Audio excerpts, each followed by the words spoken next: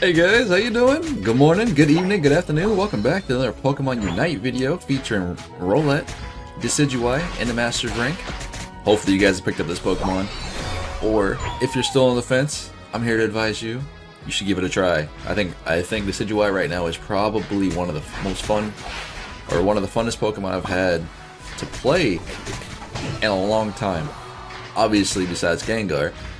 But at the same time, this Pokemon brings a whole new playstyle to the game overall. You are essentially a ranged AD carry when you pick up this Pokemon. Correct, right?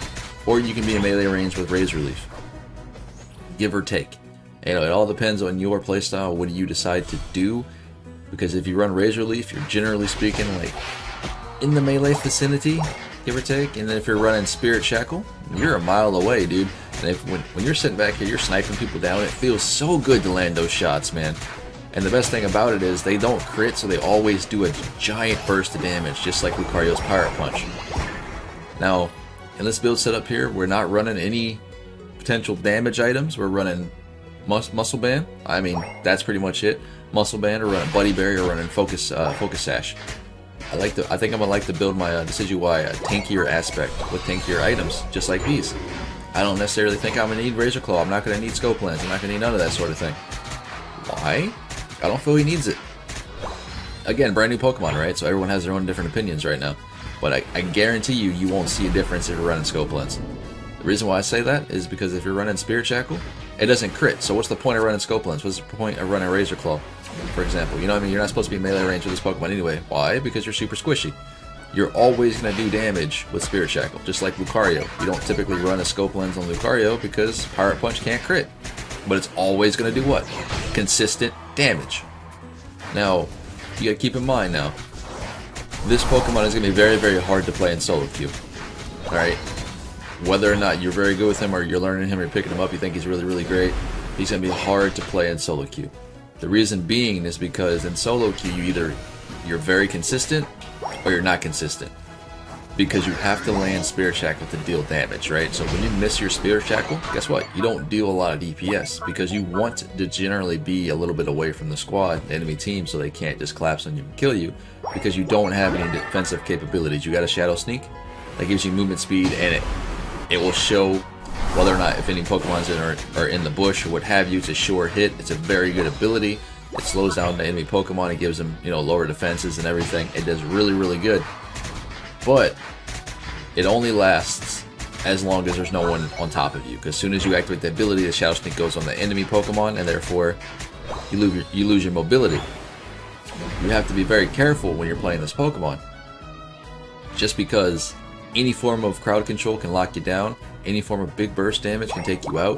So enemy Lucario in this game kind of gives me a little bit of a hard time, just because he does catch me off guard sometimes with his Pirate Punch. But it's not that I'm caught out or anything. It's not because of that. I'm generally next to my team. His Pirate Punch kind of just goes through Snorlax occasionally, you know, or he gets around Snorlax and he gets me.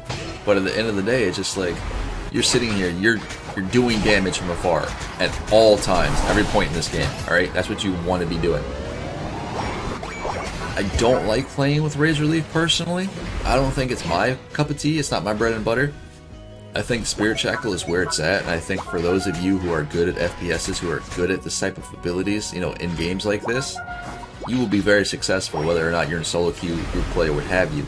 I think in the average player's hands, this ability is going to take some getting used to, especially considering, you know, this is on mobile, this is on Switch. There's different controls, but at the same time, the screen sizes are also different for those of you that it makes a difference for. I think it's a lot harder to land this ability consistently, especially when you're trying to pick up Decidueye for the first time. Obviously, he's a new Pokemon, so what does that mean? Sadly enough, for those of us who are playing Master Rank or playing ranked games or what have you, you can just pick up and play a Pokemon now in ranked, and it doesn't matter whether or not you have time on it, which is kind of rough. You know what I mean? So for Decidueye right now, I think he's in that awkward position where his abilities require you to land them to deal damage, other than playing Razor Leaf. So when you're sitting here in a solo queue game with somebody who doesn't have very much time on Decidueye, and don't get me wrong, I guarantee a lot of us don't have a lot of time on Decidueye, but for somebody who hasn't played a Pokemon like this in a long time, you know, or is not very consistent with Pokemon like this, or champions like this from League per se, it's a lot harder to sit here and be successful and climb with this Pokemon in the Master Rank, just because the way how Spirit Shackles work. But trust me, once you land those abilities, once you actually start getting good with the Spirit Shackle skill shot, it feels so good, boys. I'm trying to tell you, man. It does so much burst damage. It's like Lucario's Pirate Punch again, but essentially think about throwing Lucarios down the lane at a target. It's like that. It's so friggin' fun. Now, we do get in those situations where when you miss a little bit, it kind of feels bad. This is why I like to preemptively charge up my ability. By the way, Blastoise's Unite move, still stupid. Just still stupid damage. And I don't know why we're running from this man. I think we should be here just collapsing on him, but I don't know what the other two were doing there, or the Eldegoss was doing there in that situation. But either way, we pick him off. It is what it is. But again, you're sitting here, you're running. What Spirit Shackle actually does, for those of you who didn't watch my previous video or hasn't picked up anything on Decidueye yet, once you hit somebody with this ability at max distance, so at max charge, right? Once you hit that bar as you're pulling back the arrow, that little bar right there, at max charge, it drops an arrow into the ground, right? And it shackles them. It doesn't necessarily keep them in that spot, but it slows them down. You know what I mean? Therefore, it gives them a harder time at running away.